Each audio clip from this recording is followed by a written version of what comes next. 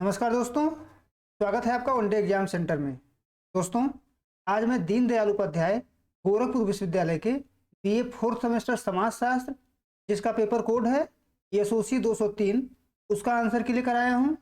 आइए देखते हैं किस प्रश्न का कौन सा उत्तर सही है। आपका पहला प्रश्न है, इकोलॉजी शब्द का प्रयोग सबसे पहले किसने किया था? तो अर्नेस्ट हैकल ने किया था, तो डी ऑप्शन यहाँ पर सही हो जाएगा। दूसरा प्रश्न देखते हैं, विश्व ओजोन दिवस कब मनाया जाता है? 16 सितंबर को मनाया जाता है, तो बी ऑप्शन यहाँ पर सही हो जाएगा। तीसरा प्रश्न देखते हैं, संयुक्त राष्ट्र संघ द्वारा कितने सतत विकास लक्ष्य निर्धारित किए गए हैं? तो 17 विकास लक्ष्य निर्धारित किए गए हैं, तो डी ऑप्शन यहाँ पर तीसरे का सही हो जाएगा। चौथा प्रश्न है, विकास की प्रकृति होती है, यानी विकास की प्रकृति रेखीय होती है, चक्रीय होती है या समानांतर होती है? तो विकास की प्रकृति जो होती है समानांतर होती है, तो सी ऑप्शन सही हो जाएगा आपका। पांचवा प्रश्न है, किसी समाज में अंतर पीढ़ी संघर्ष की समस्या तब उत्पन्न होती है जब वह समाज, आपको यहाँ उत्तर बताना है, तो पांचवे का सी ऑप्शन सही हो जाएगा, संक्रमण की दशा में होता है। जब समाज संक्रमण की दशा में होता है तब जो है अंतर पीढ़ी संघर्ष जो है ज्यादा उत्पन्न होती है। छठा प्रश्न है, वर्तमान युग में अंतर पीढ़ी संघर्ष का एक प्रमुख कारण है, क्या कारण है आपको बताना है छठे प्रश्न में? तो बी ऑप्शन सही हो जाएगा, तीव्र सामाजिक परिवर्तन। तीव्र सामाजिक परिवर्तन के कारण जो है अंतर पीढ़ी संघर्ष उत्पन्न हो रही है। सातवां प्रश्न है, विचलन का प्राथमिक एवं द्वितीयक विचलन के रूप का वर्गीकरण किसने किया था? यानी विचलन को प्राथमिक विचलन और द्वितीयक विचलन के रूप में किसने बांटा था? तो सातवें का डी सही हो जाएगा, एडविन लेमर्ट ने बांटा था।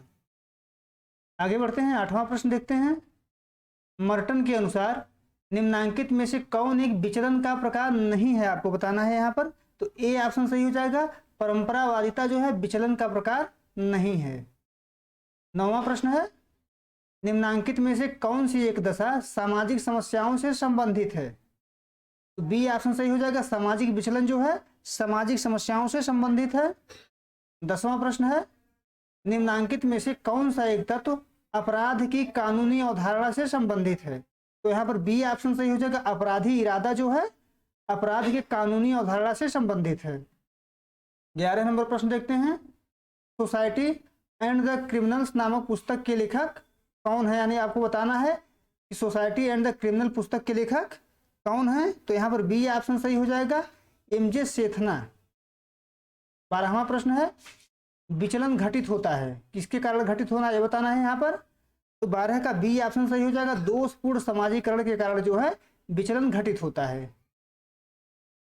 आगे बढ़ते हैं, 13 नंबर प्रश्न है, हिंदुओं में दहेज की समस्या विवाह के किस रूप से संबंधित है? तो यहाँ ब्रह्म विवाह से संबंधित है, तो आपका बी ऑप्शन सही हो जाएगा। आगे बढ़ते हैं, 14 नंबर प्रश्न है, कौन सा तत्व अंतर पीढ़ी संघर्ष से अनिवार्य रूप से संबंधित होता है? तो यहाँ पारस्परिक विरोध हो जाएगा, ऑप्शन सी सही हो जाएगा। 15 नंबर प्रश्न है, किसी समाज में निर्धनता के उन्मूलन के लिए निम्नांकित में से कौन सा मानदंड सही नहीं है? निर्धनता के मूल्यांकन के लिए कौन सा मानदंड सही नहीं है आपको बताना है। तो 15 का सी ऑप्शन सही हो जाएगा, यानी वस्तुओं को कीमत हमें नहीं बताता है कि व्यक्ति निर्धन होगा या निर्धन नहीं होगा। 16 नंबर प्रश्न है, भारत सरकार द्वारा एंटी नारकोटिक एक्ट किस वर्ष पारित किया गया? तो 16 नंबर प्रश्न का आपका सी ऑप्शन सही हो जाएगा, 1985 में। 17 नंबर प्रश्न है, अपराध का विभिन्नता युक्त साहचर्य सिद्धांत किसने प्रस्तुत किया? तो यहाँ पर आपका 17 नंबर का सही हो जाएगा, ऑप्शन बी यानी सदरलैंड ने प्रस्तुत किया था। आगे बढ़ते हैं, 18 नंबर प्रश्न देखते हैं, इस कथन का प्रतिपादक कौन है कि अपराधी जन्मजात नहीं होते बल्कि समाज द्वारा बनाए जाते हैं? तो सदरलैंड का कथन है, तो ऑप्शन ए 18 का सही हो जाएगा। आगे बढ़ते हैं, 19 नंबर प्रश्न है, भारत में सूचना प्रौद्योगिकी अधिनियम किस वर्ष पारित हुआ? तो 2000 में पारित हुआ था, तो ए ऑप्शन 19 का सही हो जाएगा। आगे बढ़ते हैं, 20 नंबर प्रश्न है, भारत में निम्नांकित में से किसे अल्पसंख्यक माना जाता है? तो जैन, मुसलमान, ईसाई तीनों को माना जाता है, तो डी ऑप्शन सही हो जाएगा, ए सभी। 21 नंबर प्रश्न है, निम्नांकित में से लोक जीवन में भ्रष्टाचार की समस्या का संबंध किस दशा से है? तो यहाँ पर आपका ए ऑप्शन सही हो जाएगा, जालसाजी। 22 नंबर प्रश्न है, सजातीय असामंजस्य का संबंध है। सजातीय असामंजस्य का संबंध है तो प्रजाति भेदभाव से है, तो सी ऑप्शन यहाँ पर सही हो जाएगा। 23 नंबर प्रश्न है, किस समाजशास्त्री ने भारतीय समाज को मौलिक रूप से एक असमानताकारी समाज के रूप में स्पष्ट किया? तो ए ऑप्शन सही हो जाएगा यहाँ पर, लुई ड्यूमो ने। 23वां प्रश्न है, भारत में जाति इंगित करती है। जाति क्या इंगित करती है भारत में? तो ये सभी इंगित करती है, तो डी ऑप्शन 24 का सही हो जाएगा। 25 नंबर प्रश्न देखते हैं, सन 1931 की जनगणना में G.H. हट्टन ने दलित जातियों को निम्नांकित में से किस नाम से संबोधित किया? तो यहाँ पर आपका सही हो जाएगा, अछूत जाति के नाम से संबोधित किया था, तो 25 का सी ऑप्शन आपका सही हो जाएगा।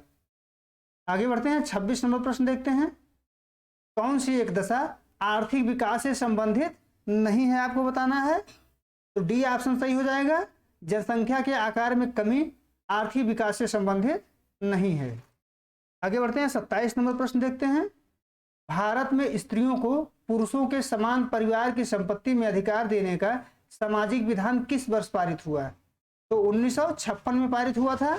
ए ऑप्शन 27 का सही हो जाएगा। 28 नंबर प्रश्न देखते हैं, भारत सरकार द्वारा घरेलू हिंसा से महिलाओं का संरक्षण कानून किस वर्ष पारित किया गया? 2005 में पारित किया गया था, तो 28 का ए नंबर सही हो जाएगा। 29 नंबर प्रश्न है, भारतीय समाज में विवाह विच्छेद की स्वीकृति किस सिद्धांत पर आधारित है? तो लोकतांत्रिक सिद्धांत पर आधारित है। यहाँ बहुत से लोग कहेंगे कि समानता के सिद्धांत पर आधारित है, लेकिन समानता के सिद्धांत पर यह आधारित नहीं है, क्योंकि पुरुषों और महिलाओं के अधिकार में थोड़ा जो है विवाह विच्छेद में अंतर पाया जाता है, इसलिए लोकतांत्रिक सिद्धांत पर आधारित है, समानता के सिद्धांत पर आधारित नहीं है। 30वां प्रश्न है, एशियन ड्रामा पुस्तक किसने लिखी? तो गुन्नार मिडल के द्वारा लिखी गई है, तो ए ऑप्शन 30वां का सही हो जाएगा। 31 नंबर प्रश्न है, वर्ड सिस्टम एनालिसिस पुस्तक किसने लिखा है? वर्ड सिस्टम एनालिसिस नामक पुस्तक किसने लिखा है? तो इमैनुअल वालस्टीन ने लिखा है, तो बी ऑप्शन 31 का सही हो जाएगा। 32 नंबर प्रश्न है, पर निर्भरता के सिद्धांत से कौन संबंधित है? पर निर्भरता के सिद्धांत से कौन संबंधित है? 32 नंबर प्रश्न है आपका, तो समीर अमीन संबंधित हैं, तो सी ऑप्शन 32 का सही हो जाएगा। 33 नंबर प्रश्न है, होजलिट्स ने उद्यमिता के विकास के लिए किन समूहों को उपयुक्त माना है? तो यहाँ सी ऑप्शन सही हो जाएगा, सांस्कृतिक रूप से सीमांत समूह। आगे बढ़ते हैं, 34 नंबर प्रश्न है, निर्भरता सिद्धांतवादी मानते हैं कि, तो यहाँ पर चारों ऑप्शन सही हो जाएगा, दिए गए सभी विकल्प सही हैं। 35 नंबर प्रश्न है, द वेल्थ ऑफ नेशंस पुस्तक किसने लिखी है? तो एडम स्मिथ ने लिखी है, तो 35 का ए ऑप्शन सही हो जाएगा। 36 नंबर प्रश्न देखते हैं, निम्नांकित में से कौन सतत विकास की रणनीति का भाग नहीं है, आपको बताना है। तो बी ऑप्शन सही हो जाएगा, निजी वाहनों में कमी तथा सार्वजनिक यातायात को बढ़ावा देना सतत विकास की रणनीति का भाग नहीं है। 35 नंबर प्रश्न है, मानव विकास सूचकांक से संबंधित कौन सी दशा आवश्यक है? तो ए ऑप्शन सही हो जाएगा, लंबा और स्वस्थ जीवन। 38 नंबर प्रश्न है, मानव विकास सूचकांक से संबंधित भारतीय मूल के किस व्यक्ति को नोबेल पुरस्कार मिला है?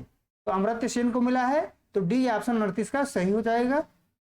39 नंबर प्रश्न है, कौन सा सतत विकास लक्ष्य सबके लिए जल और स्वच्छता हेतु सतत प्रबंधन द्वारा उपलब्धता सुनिश्चित करता है?